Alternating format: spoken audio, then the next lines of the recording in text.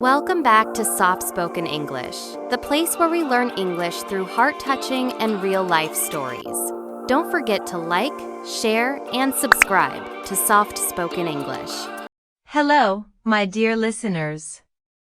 Welcome back to Soft Spoken English, where learning feels relaxed, natural, and friendly. I'm Rashika, and in this episode, I have something really special for you. We are going to learn English through a story. But don't worry, we are not reading a long book. We have a short, summarized version, told in simple words. The story is from the famous book Rich Dad Poor Dad by Robert Kiyosaki. It's one of the most popular books about money and life lessons. And the best part? You will also learn new English vocabulary from it. Here's our plan for today. My friend and colleague Nick will tell you the story slowly and clearly. I will explain important words and phrases from the story. Finally, we will do shadowing practice so you can improve your speaking. So, sit back, relax, and let's begin. Once upon a time, in the sunny islands of Hawaii, there lived a young boy named Robert. Robert had an unusual life, because he had two fathers. Now, when I say two fathers, I don't mean he had two dads living in the same house. No. One was his real father, the man who raised him, loved him, and cared for him since birth. Let's call him his poor dad. The other was not related by blood at all.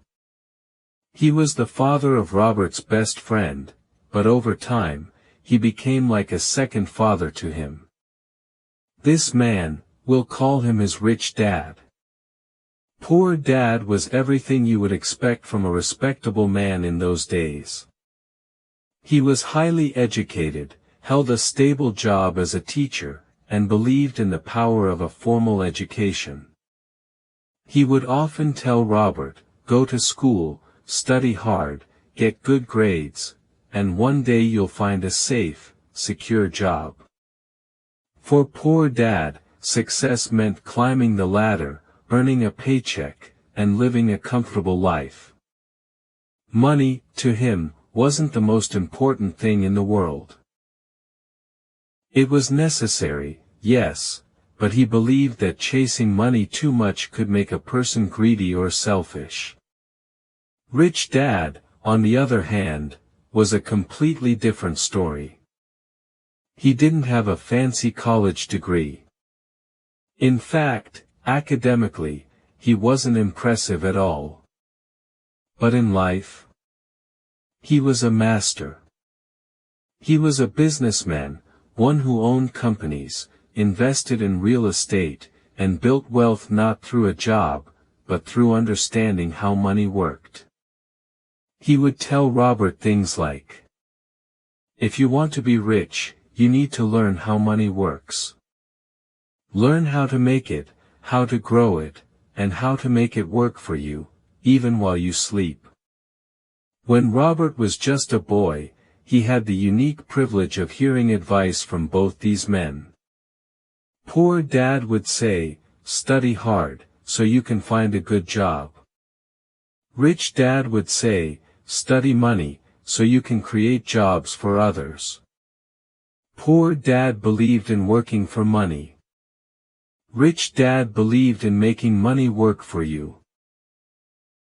And as Robert grew, he began to notice something.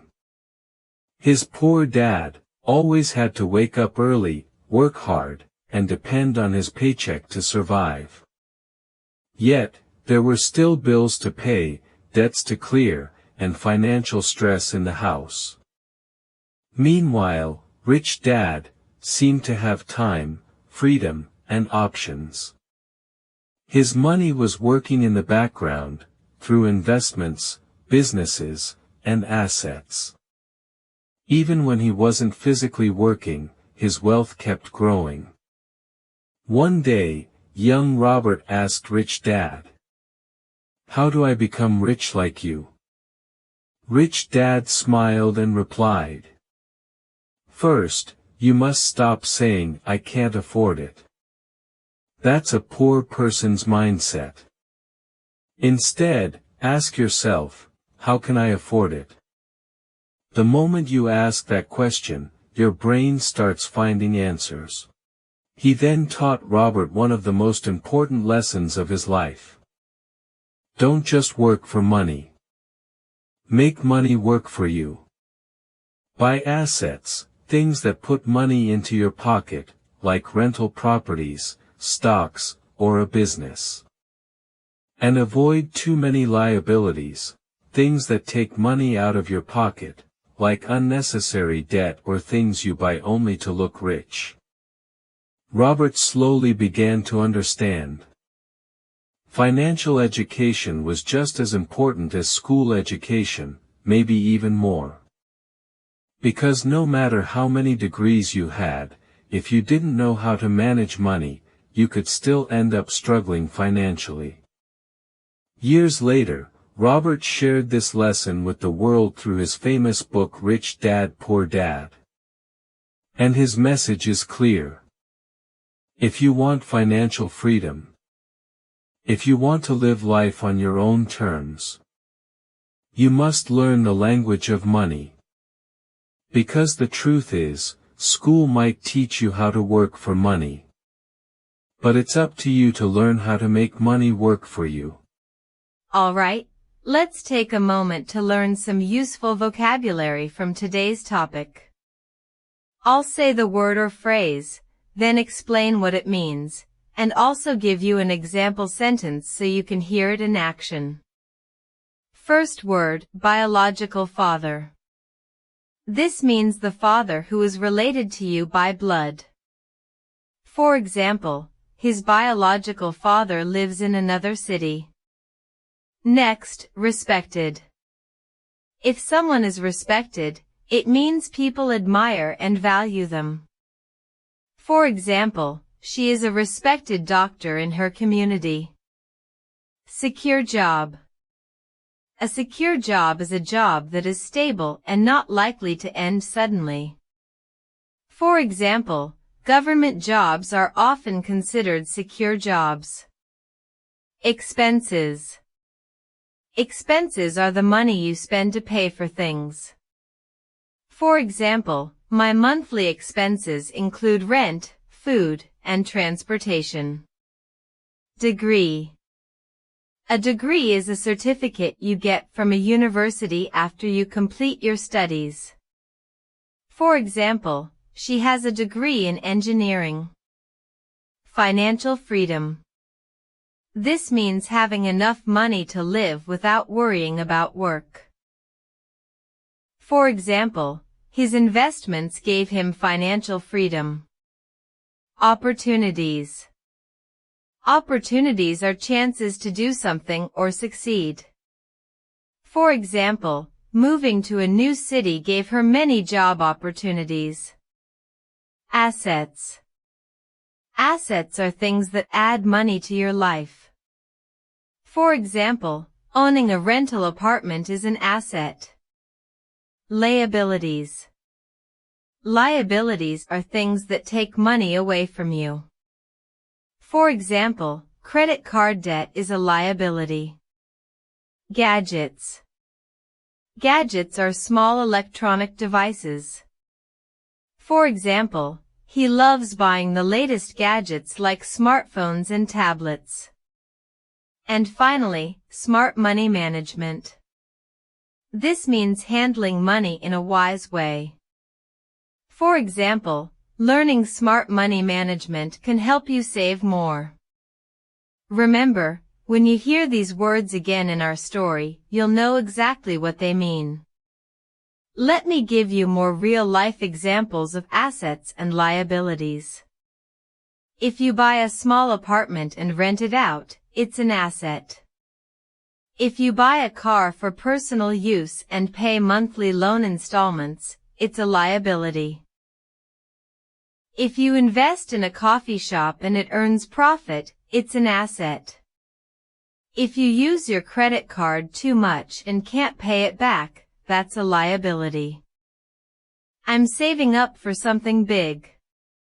Meaning, collecting money over time for an important purchase. Money doesn't grow on trees. Meaning, money is not easy to get, you must work for it. Cut down on expenses. Meaning, spend less money than before. Every penny counts. Meaning, even small amounts of money are valuable. Living paycheck to paycheck. Meaning, using all the money you earn without saving. A rainy day fund. Meaning, money saved for emergencies. Make ends meet. Meaning, manage to cover all your expenses with your income. Spending habits. Meaning, the way you usually spend your money. Set a budget. Meaning, plan how you will spend your money. Financial freedom. Meaning, having enough money to live without worrying about work. So, my friend, today we didn't just talk about family and money, we talked about dreams, responsibilities, and the real meaning of success. We learned that financial freedom is not just about having a lot of money, it's about having choices, and the peace of mind to enjoy life with the people you love. If you learned something new today, don't just stop here. Start applying it. Even a small step towards smart money management can change your future. Thank you for listening to Soft Spoken English. I'm Rashika, and it's always a joy to spend this time with you. Stay motivated, keep learning, and remember, you have the power to build the life you dream of. I'll meet you again in the next episode. Until then, take care, stay happy, and keep speaking English softly but confidently. Bye.